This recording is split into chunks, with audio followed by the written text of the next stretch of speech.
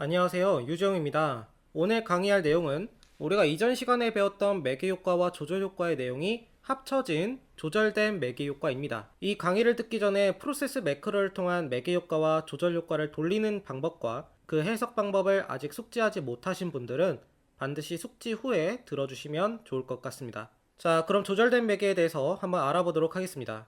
조절된 매개는 네 번째 변수인 조절 변수 w가 x, m, y의 매개 관계에서 하나 이상의 관계를 조절하는 모형이라고 하는데요. 우리가 매개 효과에서 배웠던 간접 효과가 조절 효과에 따라서 달라지는 것을 조절된 매개라고 합니다. 오른쪽 그림처럼 생긴 모형을 말하고요. 사실 정말 다양한 조절된 매개 모형이 있지만 다 다룰 수는 없고 현재 가장 많이 사용 중인 이 두 가지 모형만 설명하도록 하겠습니다.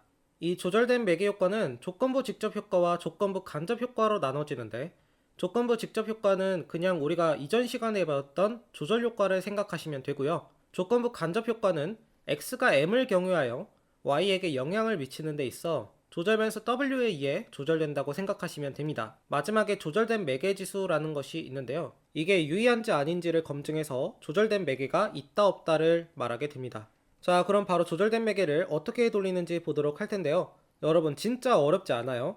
지금까지 배웠던 것을 그냥 복습하고 종합한다고 생각하시면 됩니다. 조절된 매개지수 밑에 그림 있는 거 보이시죠? 그것처럼 먼저 매개 효과가 있는지 확인할 거고 조절 효과가 있는지 확인할 거예요. 그리고 이 두 가지를 합쳐서 조절된 매개가 있는지 확인하고 마지막에 조절된 매개지수를 확인하면 끝입니다. 새로운 것이 아니라 우리가 프로세스 매크로에서 이야기했던 것을 보는 거니까 잘 따라오시길 바랍니다. 지금 이 시간에는 7번 모형을 중심으로 이야기를 할게요. 자, 중학생의 신체 증상 및 공격성이 삶의 만족에 미치는 영향, 자존감의 조절된 매개 효과를 주제로 한번 돌려보도록 하겠습니다. 이제는 말하지 않아도 프로세스 매크로가 어디에 있는지 아시죠? 조절된 매개 효과 7번 데이터를 불러오시고 프로세스 매크로를 켜줍니다. 그리고 종속 변수의 삶의 만족도를 넣어주고 독립 변수의 신체 증상, 매개 변수의 공격성, 조절 변수의 자존감을 넣어줍니다. 그리고 이 모형은 7번 모형이기 때문에 모델 넘버를 7로 바꿔주고 95% 신뢰 구간, 부트스트래핑 샘플은 5000으로 두겠습니다.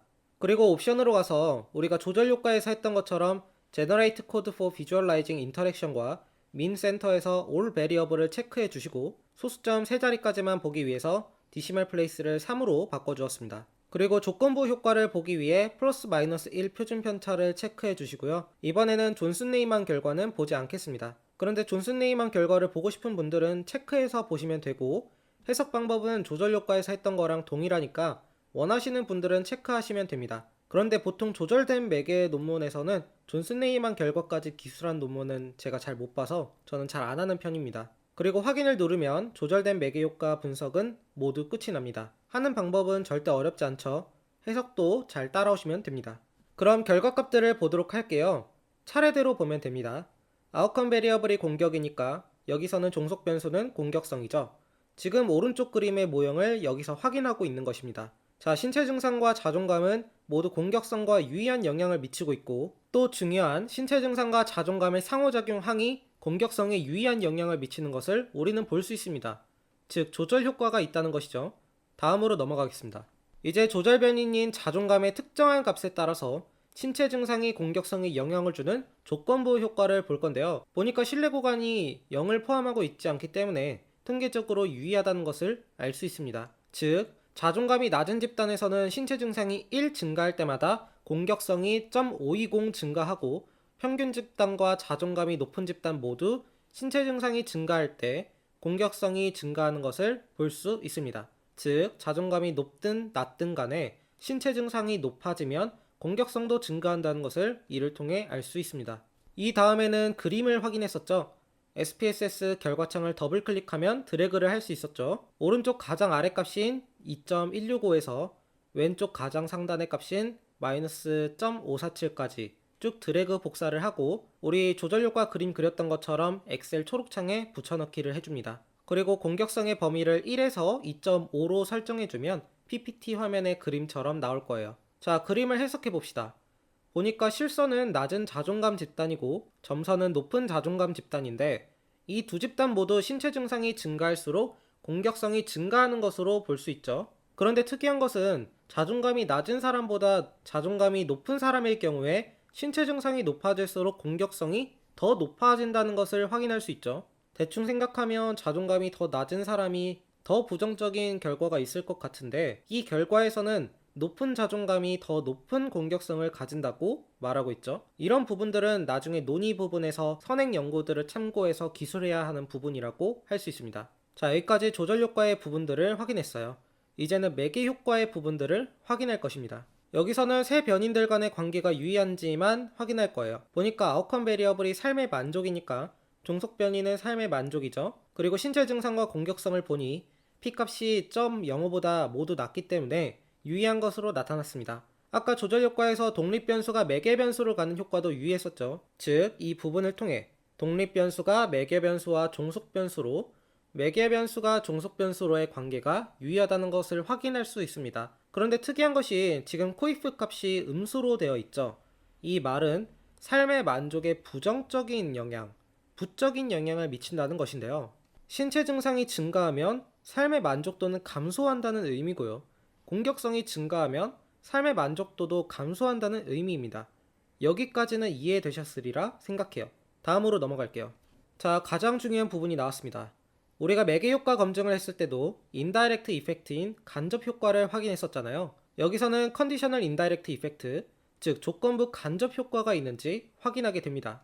빨간 박스가 어떤 의미냐면 조절 효과에서 했던 거랑 같은 거예요. 조절 변인인 자존감이 높은 집단의 경우, 평균 집단의 경우, 낮은 집단의 경우를 나누어서 이것이 간접 효과에 어떤 영향을 주는지를 보는 것입니다. 보니까 신뢰 구간인 LLCI와 ULCI 사이에 0이 없기 때문에 모든 영역에서 통계적으로 유의하다는 것을 알 수 있습니다. 그래서 조절된 매개 있다는 거야 없다는 거야 라고 생각할 수 있는데요. 마지막으로 조절된 매개 지수를 확인하면 됩니다. 조절된 매개 지수가 마이너스 0.016이고 신뢰 구간에서 0을 포함하고 있지 않기 때문에 유의하다고 할 수 있고, 이 말은 즉슨 조절된 매개 효과가 있다고 말할 수 있습니다. 자, 지금까지 배웠던 부분이 모두 나왔기 때문에 조금 뭔가 많기는 하지만 새로운 거는 지금 조절된 매개지수 딱 하나밖에 없습니다. 아직 잘 이해가 안 되시는 분이 있다면 반복적으로 강의를 들어주세요.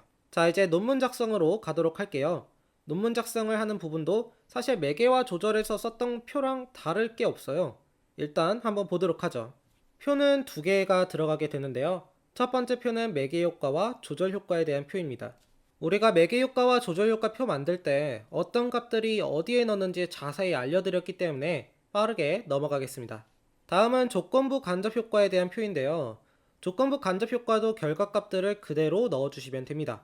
별로 어렵지 않죠? 그리고 표 밑에 각조로 조절된 매개지수에 대한 내용을 똑같이 적어주시면 됩니다. 헤이즈라는 분이 만드셔서 그렇게 인용 표시를 해준 것이고요. 인용을 했기 때문에 반드시 참고 문헌에도 헤이즈 2015를 넣어주셔야 합니다. 참고 문헌은 제가 댓글로 적어둘게요. 이제 논문 형식으로 글을 작성해 보도록 하겠습니다. 중학생의 신체 증상이 공격성을 거쳐 삶의 만족으로 가는 간접 효과 전체가 자존감 수준에 따라 달라지는지를 검증하기 위해 조절된 매개 효과 분석을 실시하였다. 조절된 매개 효과 분석을 위해 프로세스 매크로 모델 7을 적용하였으며 부트스트래핑 방식을 통해 표본을 5000회 반복 추출하고 95% 신뢰 구간을 산출하여 조절된 매개 효과 검증을 실시하였다. 분석을 실시하기 전 회귀 개수의 해석을 용이하게 하기 위해 독립 변인인 신체 증상, 매개 변인인 공격성, 그리고 조절 변인인 삶의 만족을 평균 중심하여 분석하였다. 경로에 따른 회귀 개수 검증 결과는 표 1에 제시하였으며 자존감 수준에 따라 나타나는 간접 효과의 크기와 유의미성, 조절된 매개 지수는 표 2에 제시하였다. 신체 증상은 공격성을 정적으로 예측하였고 삶의 만족은 부적으로 예측하였다. 공격성은 삶의 만족을 부적으로 예측하였다.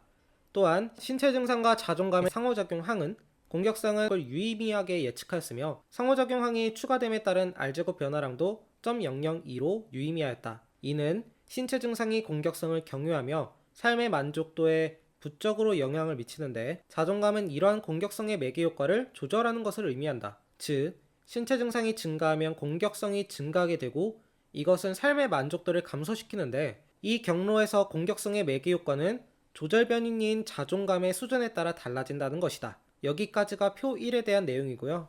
다음으로 조절 변인인 자존감의 특정 값에서 독립 변인이 매개 변인을 거쳐 종속 변인에 영향을 미치는 조건부 간접 효과의 통계적 유의성을 검증한 결과 표 2에서 보고하듯이 자존감이 낮은 수준, 평균 수준 또는 높은 수준에서 실내 구간이 0을 포함하고 있지 않아 자존감의 조건부 간접 효과는 통계적으로 유의미한 것으로 나타났다. 또한 조절된 매개지수는 실내 구간에 0을 포함하고 있지 않기에 통계적으로 유의미하게 나타났으며 조절된 매개지수는 부적인 수치로 나타났다. 이는 신체 증상이 공격성을 통해 삶의 만족에 미치는 간접 효과가 자존감의 수준에 따라 부적으로 강화된다는 것을 의미한다. 이렇게 글을 작성할 수 있습니다. 와, 뭔가 참 많죠?